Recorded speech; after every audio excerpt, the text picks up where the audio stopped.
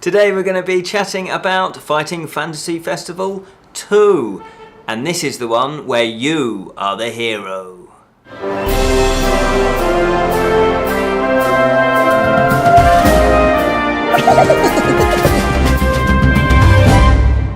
Hello and welcome to the Friday Fantasy Show from the Bottled Imp. My name is Ken and this fine looking fellow is Julian. And hello. Together we are the Bottled Imp, yes. And we're going to be exploring the realms of fantasy in this way because I attended the Fighting Fantasy Festival 2. This time it's personal.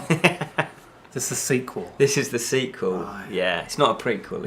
Why? Okay, let's kick off with why is it called the Fighting Fantasy Festival 2 and not just the Fighting Fantasy Festival? Yeah, I know. I don't know why they've done that. One? It is the second one. So they're going to go three. I'm assuming. Yeah. Okay. That could get out of hand eventually. I know. But maybe they might reset it and then just go, right, it's the Fighting Festival. I think. Okay, so let's rewind then. So a couple of years ago, and they're not every year either. It seems like they're just every couple of years or kind of as and when. So I don't think they're necessarily regular every year. So the first one happened a couple of years ago, and it's organised by an author, and his name is Jonathan Green, and he loves the Fighting Fantasy. For those of you that don't know about Fighting Fantasy, this is the new copy. Maybe I should hold it to that camera.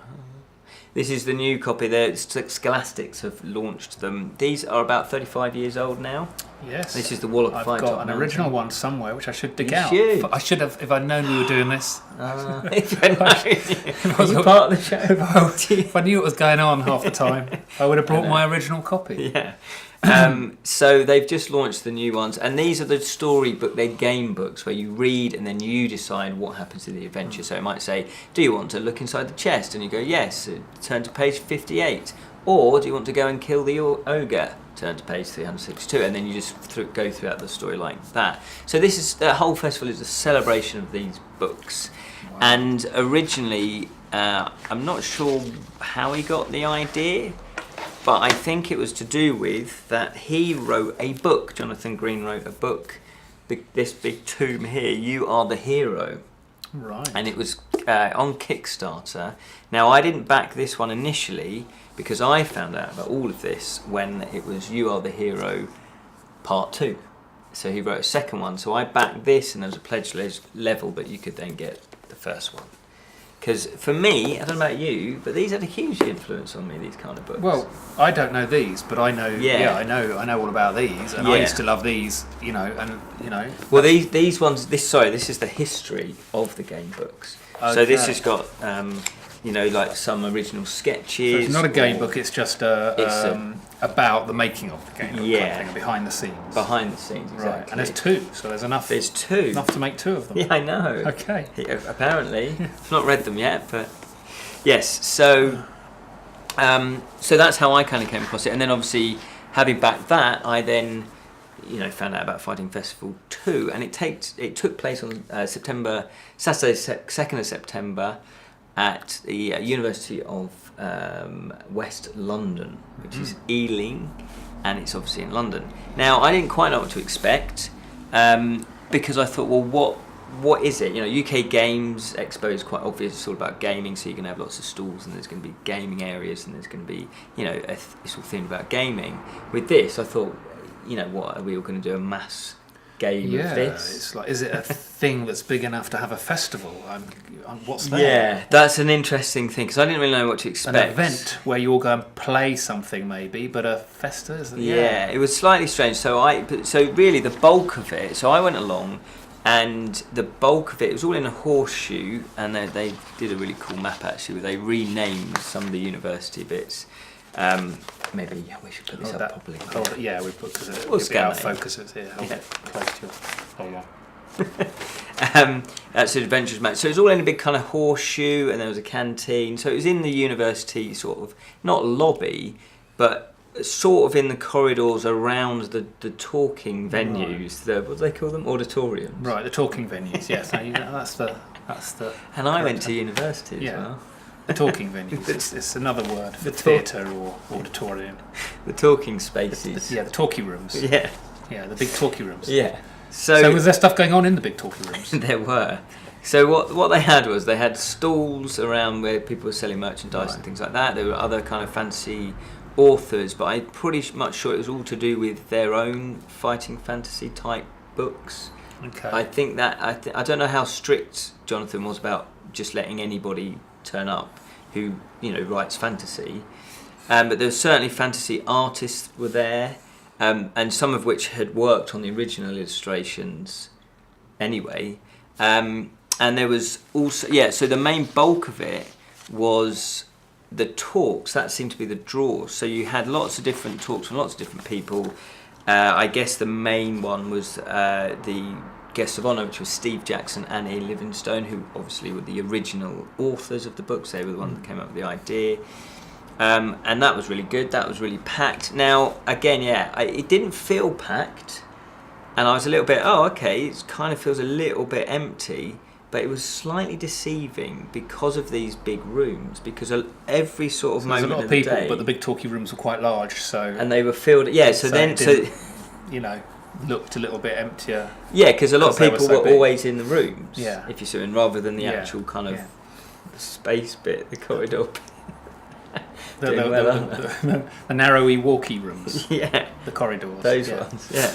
So when Steve Jackson and Ian Livingstone, there probably was about 300 people, I reckon. Right. So that and you kind of think, well, actually, that's not a bad amount of people, because it's easy to get carried away with, you've got to have thousands and thousands of people for a convention. But actually, if you put 300 people in a room, that's quite a lot of people, isn't it? Sorry, I'm listening, but the stopwatch. What are you doing? The stopwatch has finished, and the cameras will turn. Get off Facebook. The stopwatch has turned itself off. I've told you to stop texting your lover during filming. What will happen is the cameras turn themselves off after a certain amount of time. So if I don't keep it on the time, we'll be talking, and it would have finished. You would have been cut out ages ago. That'd be annoying. So there you go. So there's some of the talks I went to, really interesting. I went to Be Legendary, which was Nomad Games, and they've got a Fighting Fantasy Legends game where they've taken a few of these books and sort of merged them into a computer game, into a video game. That was really cool. We know them previously because we've interviewed them at UK Games. Oh, right. Yeah, it's Carl and Rebecca. And they do Talisman. They're the ones that have done the Talisman video game. Digital thing. Digital edition, yeah. What else? Oh, yes. An audio drama. Audio drama? Yeah. What the what? I know. What indeed. Yeah. So this is like a audio book? No, see, that's the thing. With these, obviously it can't be an audio book. So it's like a radio play. It is exactly. Right. So someone's just playing this, but reading it out like. No. What they've done a dramatisation. Oh, okay. So they've set it in the universe, in that world, and of course, because there isn't a main character, because you are the hero. Yeah. They've had to kind of create a few. So they've created two adventurers. It's basically based to sort of created a radio play on the stories and the characters, and then just performed. Just done things. Yeah. Right, okay. And it's made by some of the people that were involved with Big Finish. Now, I don't know if you know about Big Finish. They do a lot of Doctor Who stuff, official Doctor Who stuff. So the quality's there, and they obviously know what they're doing. And the people that forgive me, I don't. Oh, here we go. Who's written by David N. Smith? He was there, and directed by Richard Fox. He was there, and the main guy Zargor, Toby Longworth, who plays the Warlock, right? He was there as well. So they were talking about it and their love of fighting fantasy and why they wanted to do it. A little bit Ming the Merciless. A little bit. Yeah. A little bit. Yeah. Don't knock it. I'm not knocking it. Just know. Well, I have listened to this actually, right. and I'm going to be doing a review of it, so I don't want to say too much about it. But it was nice to meet the people, and I was intrigued by that because I thought, I wonder how they're going to do it.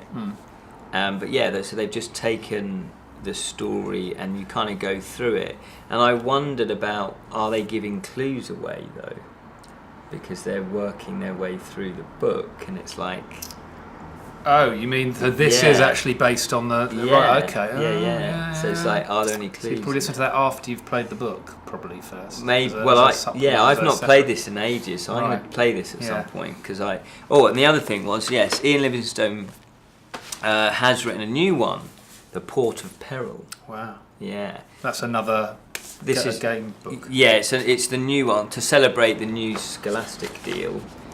This is the paperback version. They were selling limited edition. Wow. 500 copies. This one's number 52. Ooh.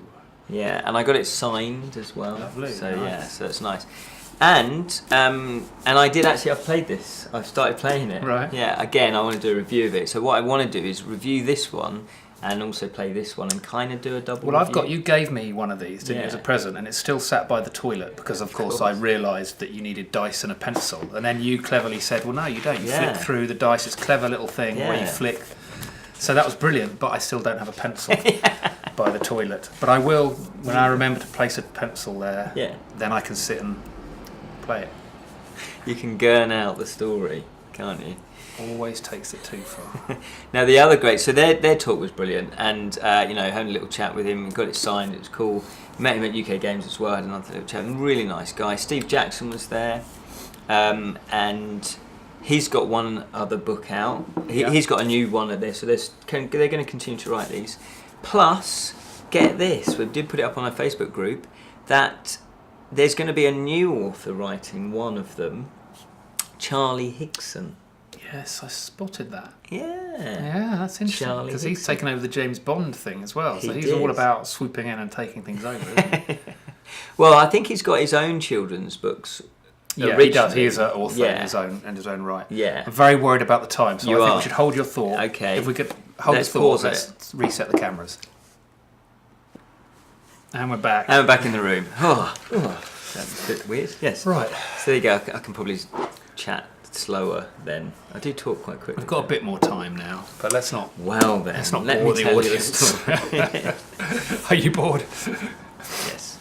No. Tell us in the Of group. course you're not. Of course you're No. not. Anyway, that looks lovely. Yes. Let me have a look. So this was and the artist. So I went to that talk. I went to the Nomad Games talk, and they talked about their new computer game, the new video game. Nice big print. It looks really good. Yeah, and that's nice big print. At your age, Julian, it's important, isn't it? It's an easy read. Yeah. It's an easy play. Yeah. Well, all right, Jesus. Right, but this is like the No, it's paperback nice. version, It's nice. so it's not as big a print. Mm. But this was a special limited edition cover commissioned by two. Okay, they commissioned by 4 and 2. Built it up, haven't Yeah. they? The artist Ian McCraig, who is one of the original illustrators. So you know the Forest of Doom one? I think that might be the one I've got. I've got to try and find it. Yeah. Well, he did that Right. cover, and that's one of the really iconic covers. Yeah. And he was there.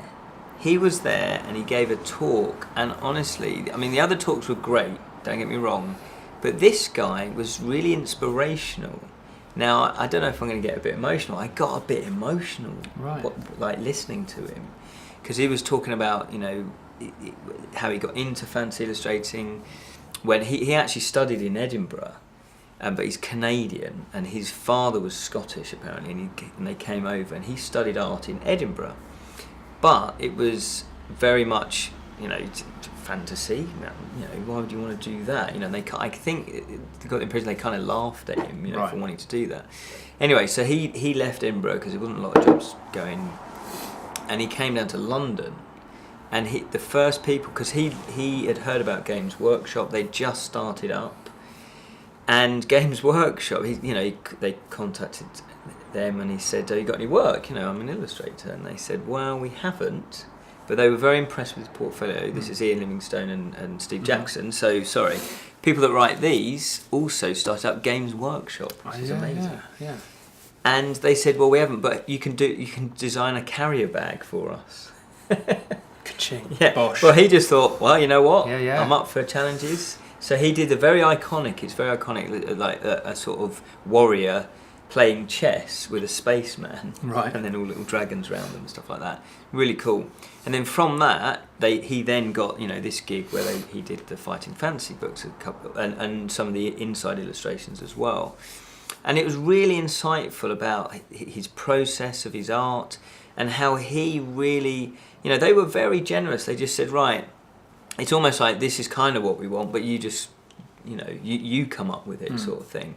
So as they worked more and more together, he was actually not totally influencing the stories, but could have a little bit of an influence. So their creative, what's the word?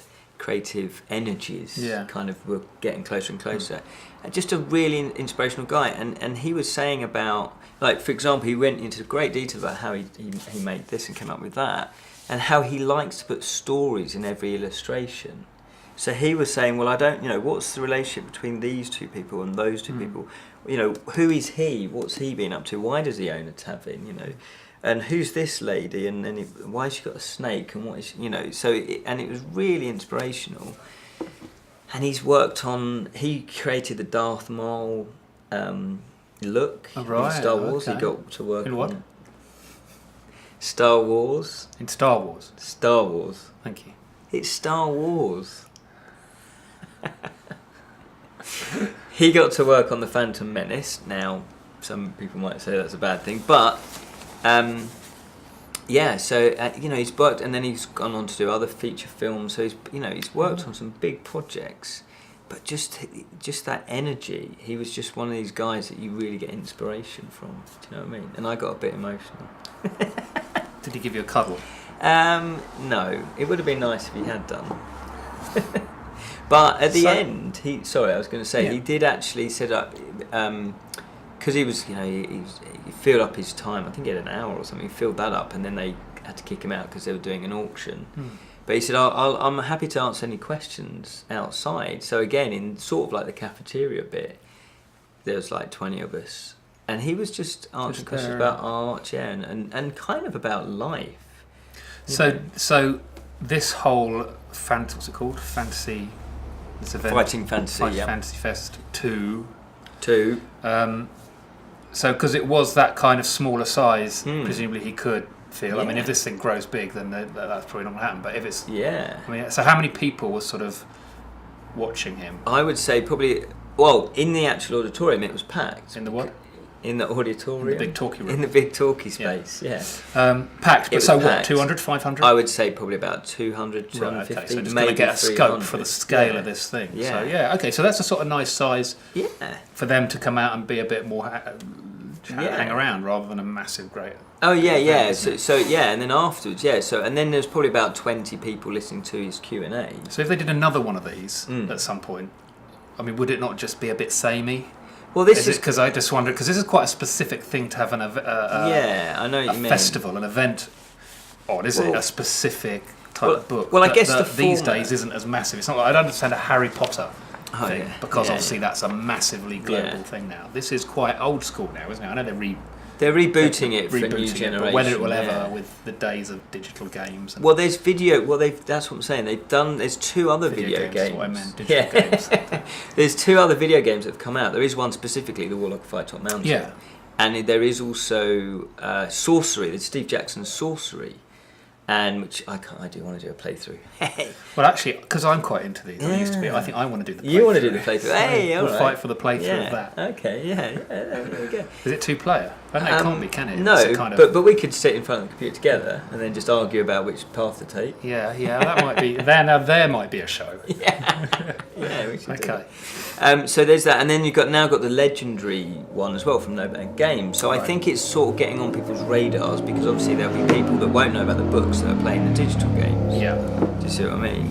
So, but I think the format would probably be the same as such, where you would have lots of talks and guest speakers and artists. I mean, Jim Burns was there, and unfortunately I didn't get to chat to him, but Jim Burns, he's huge in the sci-fi world and fantasy world. He's a legend, and he was there signing autographs and had prints people could buy. In fact, look, we'll scan some of these in hopefully and show them up. Yeah, so these you might recognise that. That's from one of the books. Sort of looks familiar. I think the style. Yeah. I've got to dig it out. Right. There's that one as well. So, I got these public. Anyway, what else am I saying? Oh, yes. Yeah, we've got about a couple of minutes. So we've got plenty to do. Okay. And look, little figures. Oh man. This is the Warlock of Firetop Mountain. Right. That is Zargor. That's how you pronounce his name. Because when you're playing one of these book-based games, you want a little figure just sat next to you. Well, you know what, you could do. On the loo do. roll.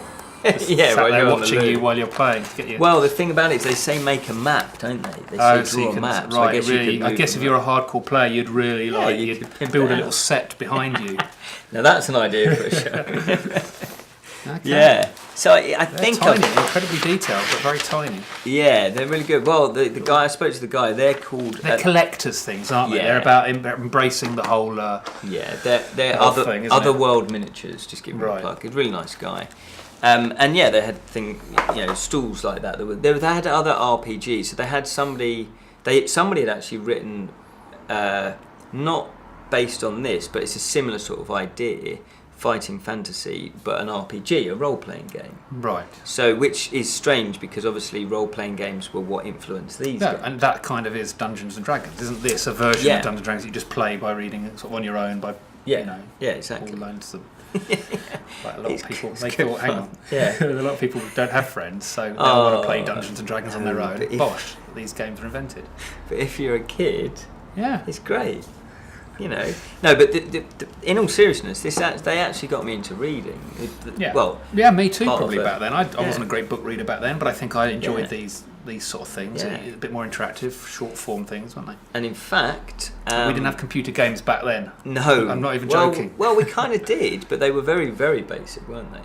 Yeah, well, I had probably be later. Yeah, we had computer games. We had ping pong. We all. I'm showing my age now. And then I distinctly remember on one of the very first Mac 512s having a game that you loaded on a floppy disk, and it was I think it was a Hitchhiker's Guide to the Galaxy, and it was all text, and you just typed Y or N. Do you want to go down this thing? Y, and it took you to another text. So it's pretty much these books on a computer because it could then access. Well, they did do that. No graphics. In fact, one of our fellow imps in our Facebook group has just uploaded the Warlock of Firetop Mountain, but as a sort of text-based video game thingy. Now I don't know if he's created played it on your phone, like a Kindle or something. So you don't have to, and you've got a little thing to spin the dice. You don't need a pencil. Well, that's what Sorcery is. The Steve Jackson one. It is very much like they've kept it very similar. Where you fight them and you roll the dice. You click to roll the dice and things like that. But it's all about the book, isn't it? Actually, but I think I'm not being silly. I think it's all about the book, and this is. I still read books. I don't read Kindles or books on my iPad. I want to read a book, and this is nice. And you've got the pictures, and if they'd only just sort of included a little pencil in the thing, I guess maybe they did think about that. But, for those people who can't get hold of a pencil anymore, it's really tricky. When it's sat on the I'll bring you one in. I'll bring you one with. Oh, and also a bottle ink pencil. Oh yeah, there you go. What merchandise? Would you like a bottle ink pencil? But yeah, because you have the adventure sheet at the back, don't you? Yeah, you need to. You can't start playing until you set up your character, your character and your skill level and your all that stuff, isn't it? So that's what scuppered me. I'm there. I want to play, but I have no way of writing down stuff. Oh, it's tricky. You could use your. And on that note, I think we need to wrap this up. I think that's all I need to talk about it. Yeah. So, but overall, I had a good time. It was lovely meeting people, and it's nice, meeting people that share a common interest, isn't it? You can just chat about stuff. And if they do another one, should we go and film there properly? That's interesting. I think it would be yes for the people that are there, not necessarily the venue. The venue wasn't necessarily all decked out like it was a film set or anything like that. It was just very standard. It was functional. Very functional, very clean. It was lovely. It was a nice venue. But in terms of you would go there for the people. You would go there because you want to meet Ian Livingstone. You'd go there because you want to meet Steve Jackson and artists. And so in terms of us, content, it'd be great to do interviews with them. So I'd be up for that. Well, depends if you are. I'm up for anything. We know how lazy you are. Absolutely. As lazy as me. So there we go. Yeah. So I would recommend it. So if there's another one, so Jonathan Green is the person that organises them. I'm assuming he's got a Facebook page and a website. He's also an author. He does his own choose your own adventure type books. I think one's set in the Alice in Wonderland universe, which is quite intriguing. Yeah. So I think he's got maybe a Facebook group. Anyway, if you want to know more about it, if there's going to be another one, then I guess if you search for Jonathan Green. On the Googles. Yeah, on the Google space. Yeah. Excellent. Good. Thumbs up. Have I embarrassed myself? Kind of sort of the Little show's kind of Oh, is it? whittling out. Yeah. Kind of. I was Not excited. so much of a bang, but a whimper It at was the a end of little the bit. show. Yeah. Great. Good. Thanks for coming. Thanks.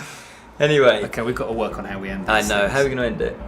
Do you know any poems? That'll just chatter and fade out. Musical drifting. Remember to keep it We'll just keep unreal. talking. We'll just Yeah. chat. We'll go into a silhouette. Especially if you choose your own adventure.